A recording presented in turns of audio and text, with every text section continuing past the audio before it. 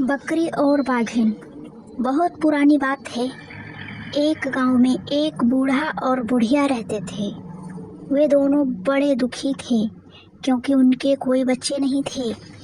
दोनों कभी कभी बहुत उदास हो जाते थे और सोचते थे, हम ही हैं जो अकेले ज़िंदगी गुजार रहे हैं। एक बार बूढ़े ने बुढ़िया से कहा, मुझे अकेला रहना अच्छा नहीं लगता है, क्यों ना हम एक बकरी को घर ले आएं। उसी दिन दोनों हाट में गए और एक बकरी खरीद कर घर ले आए। 4 कौड़ी में वह बकरी खरीद कर आए थे, इसलिए वे बकरी को 4 कौड़ी नाम से पुकारते थे। बुढ़िया माई बहुत खुश थी बकरी के साथ। उसे अपने हाथों से खिलाती पिलाती जहाँ भी जाती चरकौरी को साथ ले जाती। पर थोड़े दिन में बकरी बहुत ही मनमानी करने लगी। किसी के भी घर में घुस जाती और जो भी मिलता खाने लगती। आसपास रहने वाले बहुत तंग हो गए और घर आकर बकरी के बारे में सोचने लगी। बूढ़े बाबा को बहुत गुस्सा आने लगा। बूढ़ी माई को कहने लगे, इस बकरी को जंगल में छोड़ कर आएं। बुढ़िया ने कहा, ये क्या कह रहे हो? ऐसा कहते हैं राउत के साथ उसे जंगल में चरने के लिए भेज देते हैं। बकरी चराने वाले राउत के साथ बकरी जंगल जाने लगी, लेकिन थोड़े ही दिन में राउत भी बहुत तंग आ गया। 4 कौड़ी उसका कहा जो नहीं मानती थी। उसने बकरी को चराने से इनकार कर दिया। बकरी फिर से घर में रहने लगी और अब उसे बच्चे हो गए और बच्चे भी सबको तंग करने लगे। अब बुढ़िया भी परेशान हो गई। उसने कहा, मैं और इनकी देखभाल नहीं कर सकती। बूढ़े बाबा ने बकरी और उसके बच्चों को जंगल में छोड़ दिया। बकरी और उसके बच्चे खिरमिट और हिरमिट जंगल में घूमने लगे, फूल पत्ते सब खाने लगे। एक दिन एक बाघिन से मुलाकात हो गई। बाघिन खिरमिट और हिरमिट को देख रही थी और सोच रही थी, कब इन दोनों को खाऊंगी।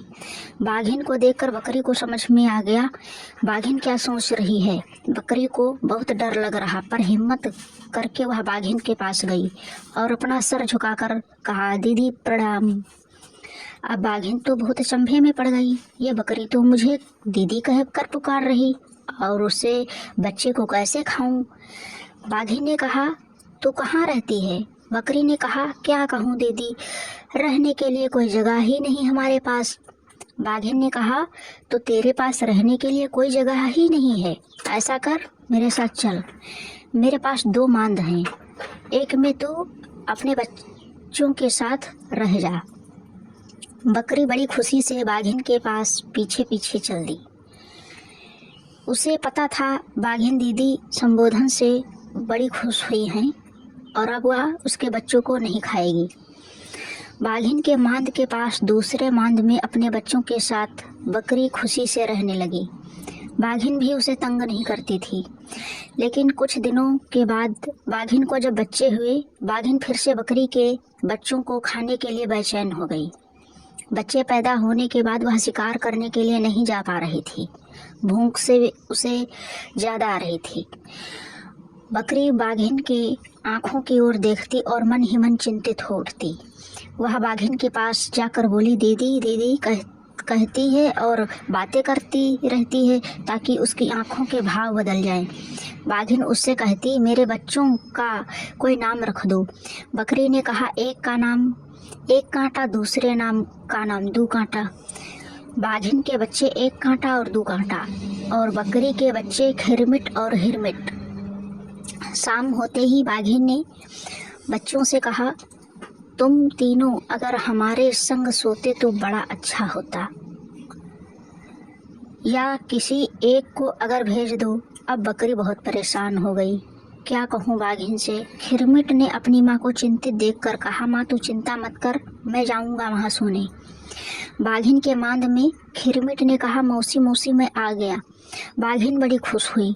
उसने खिरमिट से कहा, तू उस किनारे सो जा। खिरमिट लेट गया, लेकिन डर के कारण उसे नींद नहीं आ रही थी। थोड़ी देर के बाद उठकर बाघिन के पास जाकर उसे देखने लगा। हाँ, बाघिन गाढ़ी नींद में सो रही थी। खिरमिट ने धीरे से 1 कांटा को उठाया और अपनी जगह उसे लिटाया। खुद उसकी जगह में लेट गया। जैसे ही आधी रात हुई, बाघिन की नींद खुल गई। वह मांद के किनारे धीरे धीरे पहुंची और आंखों तब भी नींद रहने के कारण ठीक से नहीं देख पा रही थी, पर उसने तुरंत उसे खाकर सो गई। जैसे ही सुबह हुई, खिरमिट ने कहा, मौसी मैं अब जा रहा हूँ। बाघिन चौंक गई।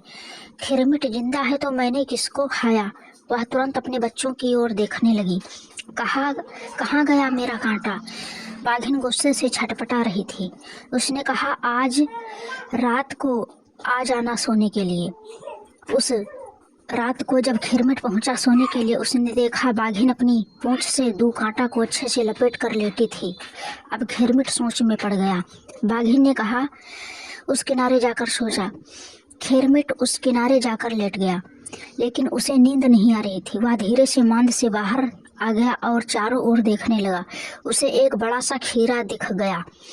उसने उस खीरे को उठाकर मांद के किनारे पर रख दिया और खुद अपनी माँ के पास चला गया। सुबह होते ही खिरमिट ने बाघिन के पास जाकर कहा, मौसी अब मैं जा रहा हूँ।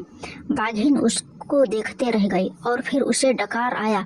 वह तो खीरे का डकार आया।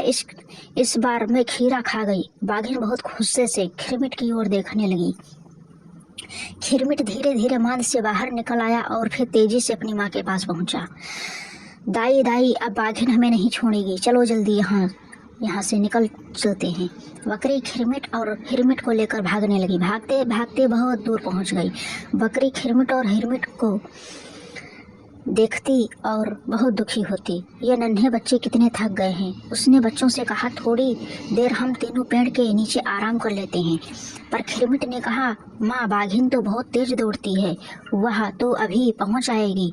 हिरमिट ने कहा, क्यों ना हम इस पेड़ पर चढ़ जाएं। बकरी ने कहा, हाँ ठीक है, चलो हम तीनों इस पेड़ पर चढ़ जाते हैं।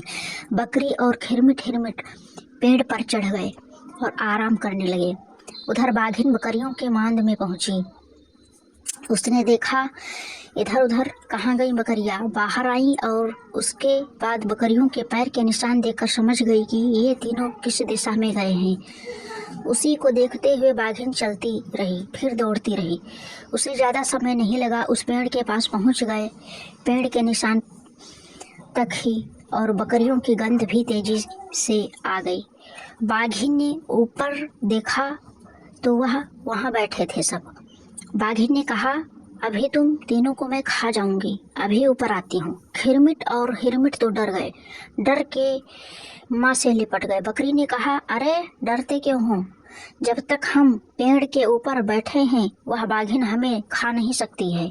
अब खिरमिट के मन में हिम्मत हुआ। उसने कहा, दे तो दाई सोने का डंडा। बाघिन ने सोचा, पेड़ के ऊपर बकरी के पास सोने का डंडा कहाँ से आया? बाघिन ने कहा, सोने का डंडा मुझे कहाँ से मिला? सोने का डंडा तुझे कहाँ से मिला? बकरी ने कहा, हिरमिट हिरमिट ये ले डंडा। ये कहकर बकरी ने ऊपर से एक डंडा फेंका। बाघिन के पीठ पर वह लकड़ी गिरी। बाघिन ने सोचा, डंडा तो डंडा ही है, चोट तो लगती है। वह वहाँ से हट गई, लेकिन पेड़ के आसपास ही रही। अब बकरी जैसे अपने बच्चों को लेकर नीचे उतरे। बकरी मन ही मन बहुत परेशान हो रही थी। उधर बाघिन परेशान थी ये सोचकर कि कब तक उसे बकरियों के इंतजार में पेड़ के नीचे रहना पड़ेगा। तभी बाघिन ने देखा वहाँ से 3-4 बाघ जा रहे हैं। सबसे जो बड़ा बाघ था उसका नाम था बंडवा। बाघिन बंडवा के पास गई और उस पेड़ की ओर संकेत किया जिस पर बैठी थी बकरियां। बंडवा तो बहुत खुश हो गया। वह अपने साथियों को लेकर पेड़ के नीचे आकर खड़ा हो गया। बकरी अपने बच्चों से कह रही थी, डर किस बात का? ये सब नीचे खड़े होकर ही हमें देखते रहेंगे। लेकिन तभी उसने देखा कि बंडवा पेड़ के नीचे खड़ा हो गया। उसके ऊपर बाघिन के ऊपर एक और बाघ, उसके ऊपर अब तो चौथा पेड़ के ऊपर तक आ जाएगा। बकरी अब डर गई और कैसे बचाए अपने बच्चों को। तभी खिरमिट ने कहा, दे तो दाई सोने के डंडा, तेमा मारो तरी के बंडा। ये सुनकर बंडवा जो सबसे नीचे था भागने लगा, और जैसे ही वह भागने लगा बाकी सब धड़ाम धड़ाम जमीन पर गिरने लगे। गिरते ही सभी भागने लगे। सबको भागते देख बाघिन भी भागने लगी। बकरी ने कहा, चल खिरमिट चल हिरमिट, हम भी यहाँ से भाग आए, नहीं तो बाघिन फिर से आ जाएगी। बकरी अपने बच्चों को साथ लिए दौड़ने लगी। दौड़ते दौड़ते जंगल से बाहर आ गए। तीनों सीधे बूढ़ी माई के घर आ गए और बूढ़ी माई को चारों ओर से घेर लिया। बूढ़ी माई और बूढ़ा बाबा उन तीनों को देखकर बड़े खुश हुए। अब सब एक साथ खुशी खुशी रहने लगे। बकरी भी बहुत समझदार हो गई थी, इसलिए अपने बच्चों को साथ लेकर बुढ़िया माई के पास रहने लगे।